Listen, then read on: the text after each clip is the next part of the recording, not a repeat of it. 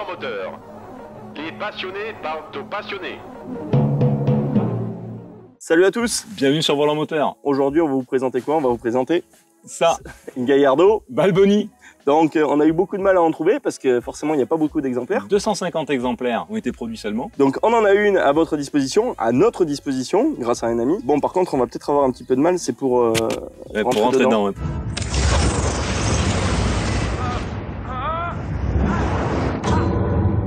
Ouais. Pour la démarrer aussi, ça risque d'être un peu compliqué, bon, mais on va faire, vous inquiétez pas. Pour rentrer dedans, moi, un petit régime, faudrait peut-être que j'en fasse un, ça me fera pas de mal. Donc déjà, je vais ouvrir la porte, je vais me glisser de ce côté et toi, tu vas te glisser de l'autre. Ça marche. C'est mieux comme ça, à la taille, échelle 1/1. On est à Vers, Port de Saint-Pardon, là où il y a le Mascaret derrière nous, la Dordogne, avec un super point de vue. C'est de toute beauté.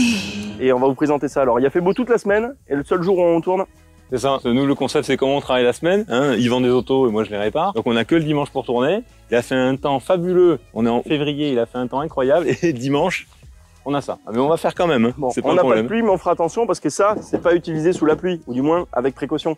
C'est pas une 4 roues motrices, c'est une 2 roues motrices. Propulsion, 2 roues arrière. Donc ça, c'est une Gallardo Balboni. Comme les pattes. Les pattes à la Balboni. Mais non, mais si. Non, tu confonds. Mais bien sûr que si. Les pattes à la Balboni. Tu confonds avec les pattes à la Boudoni. Le sketch, les pâtes à la Boudoni. Des pâtes à la Boudoni. Qu'est-ce que c'est ça? Tu vois, c'est la même chose, faut envoyer la sauce, mais c'est pas pareil. Ah voilà. Oui. Ouais, les pâtes à la Balboni. Oui. T'es italien, toi? Balboni. Bah, tu viens de dire Balboni, tu vois? Balboni. Boudoni, Balboni. Bref. Gallardo Balboni. Donc pourquoi Balboni? Quand il est parti en 2008, donc il était là pendant 40 ans chez Lamborghini. On lui offre pas une boîte de chocolat, mais on lui fait quoi? Une série limitée. C'est vrai que toi, tu vas prendre ta retraite, tu vas avoir 3-4 collègues qui vont mettre quoi, les 2-3 euros dans une boîte en carton. Une bouteille de Fanta. Une bouteille de Fanta au milieu d'une bouteille de rouge, de Bordeaux de préférence, bien évidemment.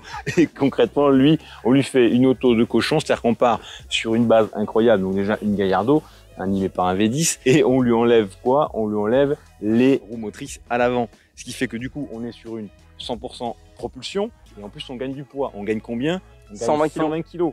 120 kg, c'est pas rien. On se rapproche de la spec d'une Superleggera. Volant Moteur vous offre cette reconstitution historique des échanges entre Valentino Balboni et Lamborghini lors de la création de la voiture.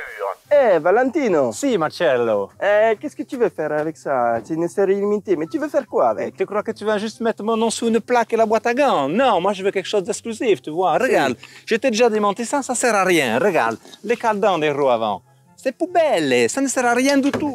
Moi je veux l'exclusivité, je veux la propulsion 100%. Si, capiche. Comme ça en plus tu gagnes 120 kg sur l'auto. Hein? 550 chevaux, je veux, pas moins. Okay, tu as compris? Pas de problème. Dis ça à l'ingénierie. Ok, je les appelle. Cette configuration est incroyable. Vous avez vu la petite bande blanche avec la petite bande dorée, les jantes dorées. Celle-ci, elle est un petit peu particulière. Pourquoi? Parce que non seulement c'est une Balboni, mais en plus, elle a un pack carbone.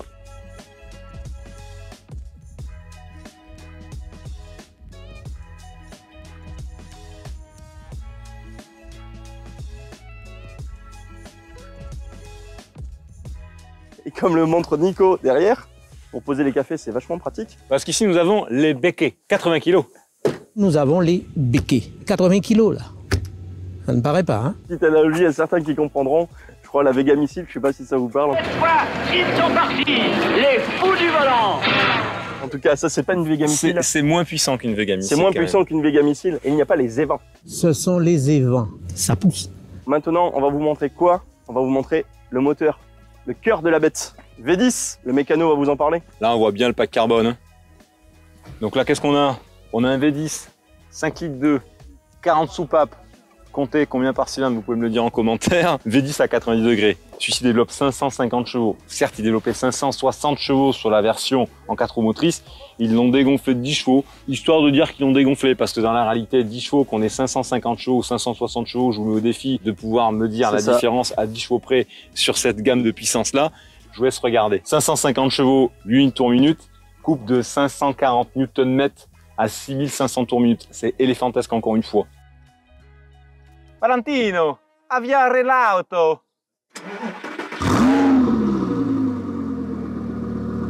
Est-ce que tu peux mettre la vitesse?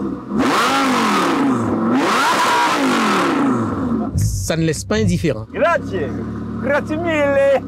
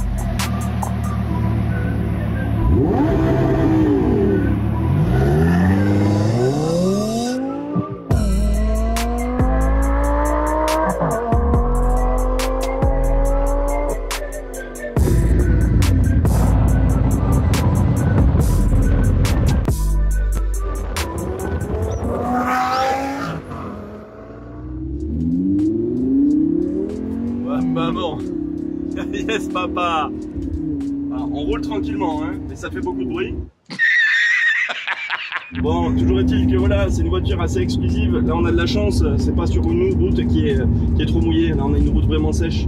Donc ça ne nous empêche pas évidemment de faire attention et de respecter les limitations de vitesse. Et c'est vrai que vous voyez, en fait, on entend quand même le joli bruit du V10 qui va bien. Et évidemment dans une version propulsion. Donc c'est bien plus joueur. Non, on peut voir la signature de Balboni sur le tableau de bord. On est loin du standard italien chez Donny, Conelli, etc. pour l'aspect cuir. On est plutôt dans une ambiance, on va dire, un peu Volkswagen, Audi. Hein. Ça reste un peu une R8 déguisée, hein, quoi qu'on en dise. Donc ce qui est bien, c'est qu'au niveau du dessin extérieur, on est vraiment sur quelque chose où les gens n'ont pas utilisé un rapporteur, mais une règle. Donc soit on aime, soit on n'aime pas. Contrairement en fait à la Diablo, où justement on avait des lignes avec un petit peu de rondeur, voilà, un peu de technologie. Là on part sur quelque chose d'extrêmement coupé à la serpette, ce qui est un peu différent du standard italien, voilà, Ferrari et autres, même si évidemment on les apprécie. Au niveau de la sensation de conduite, une conduite très ferme. Toujours est-il que c'est vraiment un produit qui est assez facile à prendre en main au premier abord, mais qui nécessite voilà, des petites notions de pilotage, notamment sur route un petit peu dégradée et mouillée. On profite de ça, on profite du V10 qui, voilà, quand on roule tranquillement, plutôt sobre, qui fait pas mal aux oreilles, mais si on veut avoir mal aux oreilles, on peut. C'est-à-dire que la pédale de droite ne demande qu'à être exploitée. Donc là, on roule vraiment tranquillement. On n'est pas, nous, des pilotes, loin de là. On a des petites notions de pilotage, Nico et moi. Ceci dit, on n'est pas là pour vous faire mal au cœur à distance.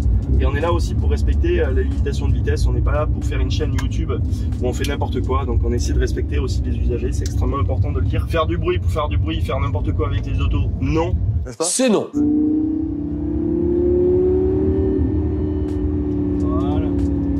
Voilà, c'est vrai que là on n'est pas dans l'ambiance Conelli chez Donny comme on pouvait avoir avec du grand couturier, on va dire. Mais c'est vrai qu'on a le moteur, on a le châssis, on a l'exclusivité, mais on n'a pas cette petite touche qui manque de raffinement, de sensation de fait main. Mais bon, on s'en contente, si on nous la donne, on la prendra. Après, ça reste une ambiance Volkswagen, une R8 un peu déguisée, malgré le fait que voilà, il y ait ce petit fabricant de tracteurs, soi-disant de tracteurs. Enzo Ferrari lui avait dit va refaire des tracteurs de ton côté quand il n'avait pas été content de ses Ferrari. Mais c'est vraiment une ambiance totalement différente de ce qu'on peut voir chez Ferrari, Maserati et autres. On est plus dans une ambiance Audi R8. Je vais passer la main à mon collègue qui lui va prendre le volant et va vous donner ses sensations. Première impression déjà quand on arrive, déjà la sellerie est folle, moi j'adore, c'est une sellerie spécifique, mais au-delà de ça, le siège en lui-même est vraiment bien. Le volant aussi, le diamètre est assez gros, on le prend quand même bien en main. Au niveau de la sellerie, on est vraiment très bien assis, on est vraiment bien pris dans le siège. Pareil pour le volant, moi ce que j'aime c'est que le diamètre en lui-même du volant est bien, donc ça permet de l'avoir vraiment bien en main. Franchement, la position de conduite est top. On est vraiment dans une sportive. Encore une fois, je me répète, on a la sensation d'avoir un compteur de Seat Toledo et ici la console centrale d'une Passat, quoi. Ça, c'est un peu dommage. Ils auraient pu faire l'effort chez Lamborghini, au prix où ça se vend, de faire un intérieur plus spécifique. Ça, c'est vraiment dommage. Maintenant, le gros atout de cette voiture, il est pas là. Le gros atout, il est concrètement derrière dans un V10 de 550 chevaux. Je n'ai jamais conduit de Gallardo Balboni, uniquement en propulsion. Et donc, je vais pouvoir vous dire vraiment ce que j'en pense. Allez, c'est parti. Ok, let's go. On est sur une boîte donc à simple embrayage, boîte entre guillemets ancienne génération par rapport aux boîtes double embrayage qu'il y a aujourd'hui, mais ça fait quand même pas trop mal le job. Ça a les défauts d'une boîte simple embrayage, mais bon, sur les boîtes double embrayage, il y a aussi pas mal de problèmes, hein, moi qui suis donc dans la partie mécanique. Ça chante, hein. Alors ça chante, mais ça freine aussi. Ça c'est important parce qu'il y a certaines autos qui sont un petit peu sous-dimensionnées en termes de freinage. Là pas du tout. Le châssis est vraiment top. On va se faire une petite accélération sympa.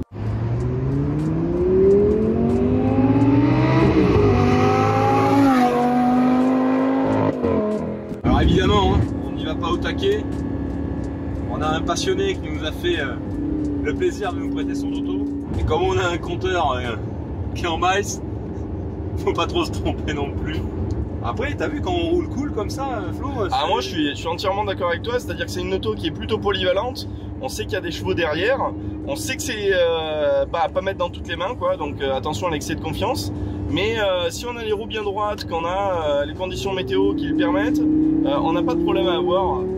Donc là, on a vraiment voilà, le bruit du V10 qui s'exploite plutôt très correctement. Disons que pour dépasser, c'est suffisant. C'est suffisant. C'est suffisant. La puissance est suffisante. Sans maîtrise, la puissance n'est rien, comme dirait un grand fabricant de pneus. Mais en tout cas, ce qui est vraiment extrêmement important de se dire, c'est que c'est un véhicule qui n'est pas sorti hier et qui pourtant procure toujours autant de plaisir. Et puis là, dans sa version, je sais pas si tu le sens, le train arrière. Moi, c'est vrai que on sent que ça nous pousse aux fesses. Et on n'a pas cet aspect évidemment 4 roues motrices qui est un petit peu différent. Après, c'est un jouet fabuleux, quoi. C'est ce qu'il faut se dire. C'est que oui, c'est une voiture, mais toutes les supercars, ça reste des jouets de grands garçons. C'est une fusée. C'est une fusée. J'ai pas d'autre mot que ça. C'est une fusée. En passager, ça dit quoi, Flo? Parce que moi, tout à l'heure, j'étais pas mal secoué. Non, écoute, c'est impeccable. Écoute, ça va plutôt bien. C'est ferme, et en même temps, on sent bien évidemment la poussée derrière. Hein. La poussée, hein, elle est pas à dire.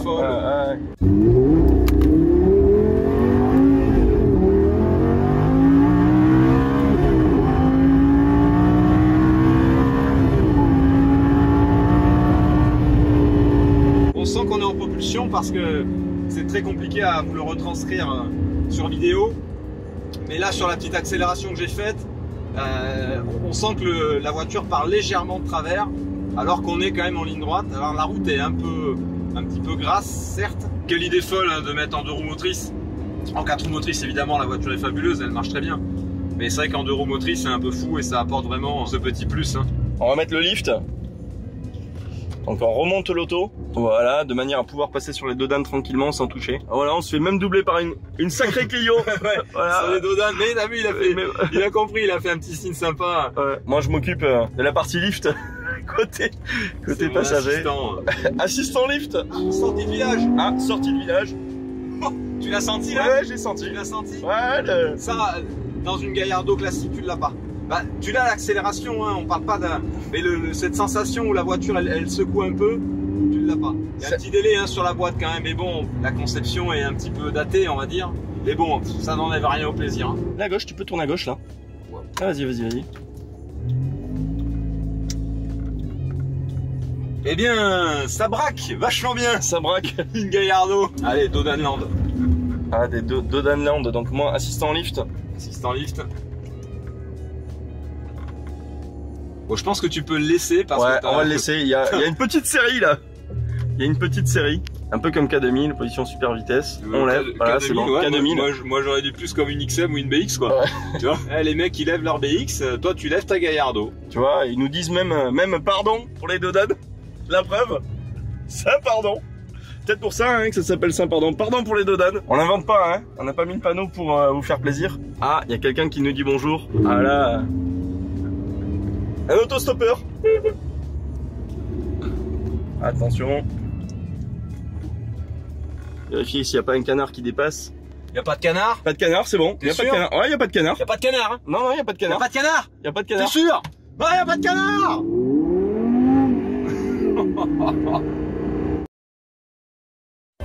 Bon, bilan de la journée. Ben, c'est chouette, hein? Ouais, c'est très chouette. Sympa. On sent vraiment une grosse différence entre une Gallardo classique et celle-ci. C'est pas pour dire, mais il y a vraiment une différence à la conduite est très nette. Donc clairement, après, c'est vrai que Lamborghini a eu tendance à multiplier les séries limitées à chaque fois pour créer de l'exclusivité et toujours vendre un petit peu plus ou plus d'exclusivité. Donc il y a beaucoup, mais tout le monde le fait. Ferrari le fait aussi, tout le monde le fait aujourd'hui. Mais c'est vrai que celle-ci, c'est pas juste un autocollant, des sièges sympas. Non, là, il y a vraiment une spécificité technique, mécanique qui apporte un gros plus. En tout cas, moi, c'est ce que j'en retire. Tout à fait. Alors moi, c'est vrai que ce que je retiens, c'est que j'avais essayé pas mal de 4 roues motrices. Là, en 2 roues motrices, c'est pas du tout la même chose. On n'a pas du tout le même comportement. On a cet aspect qui peut dandiner un petit peu. Toujours est-il qu'on n'a pas ce sentiment, on va dire, qui accroche la route et qui enroule. Mais en tout cas, c'est extrêmement joueur. faire. Alors là, c'est pas une voiture qui nous appartient, c'est quelqu'un qui nous l'a prêté et on le remercie grandement. Franchement, sans lui, on pourrait pas faire ce genre de vidéo. Donc merci à lui pour sa confiance. Et c'est vrai que même si on a essayé de l'exploiter sur ligne droite en accélérant, on a ce petit aspect de tangage à l'arrière qui fait qu'on sent que l'arrière est très très jouable. On a l'Ascension, moi qui connais beaucoup les Maserati biturbo qui sont que des propulsions, donc en V6 ou en V8 biturbo, on retrouve un petit peu cette sensation un peu folle, voilà, avec le train arrière qui peut partir. Et ça, vraiment, c'est appréciable. Après, ça, c'est beaucoup plus rigolo. Et aujourd'hui, comme on peut pas rouler vite sur une route, ce qu'on veut pas, c'est de la performance à tout prix, on veut du plaisir. Et ça, c'est une machine à plaisir. Et ça, c'est un jouet. En tout cas, on tient à vous remercier tous, les gens qui nous regardent, qui nous soutiennent dans le début de notre aventure, Nico et moi. C'est tout nouveau pour nous, c'est des premiers essais. On va se perfectionner. On a des lacunes, voilà. On pense que vous en êtes conscients. En tout cas, on va essayer de vous montrer pas mal de choses. N'hésitez pas à nous faire des critiques positives ou constructives. Ça, c'est très important pour nous. Surtout, ce qui est très important, abonnez-vous. C'est ce qui va donner du poids à la chaîne. Et à 1000 abonnés, je fais une roue. Je suis là, comme ça, chaud, tac, tac, hop, la roue du mécanicien. Et moi, à 10 000 abonnés, je te dis même pas ce que je fais. 10 000 abonnés, je perds 10 kilos. Ouais. Alors abonnez-vous les gars. Ouais, c'est sympa. Ouais, c'est ta femme qui sera contente avec tout ça. Ouais, c'est vrai. Je sais pas si ta femme va pas créer 10 000 comptes pour faire 10 000 abonnés pour le coup. En tout cas, nous, on n'a plus qu'une seule chose à vous dire. Un grand merci. Partagez tout ça, commentez tout ça, positif ou constructif. On vous remercie à tous. Merci. Allez, à plus. Ciao. C'est la plage, c'est Narbonne plage. Narbonne plage, il y a moins de maillots. Bilan de la journée. Ça tourne? Ça tourne. Allez, allez, on recommence. Allez, on recommence. Mais vous inquiétez pas. Alors l'avantage c'est que si on a un de vous qui se noie, on va faire plus de vues. Donc n'hésitez pas à vous noyer.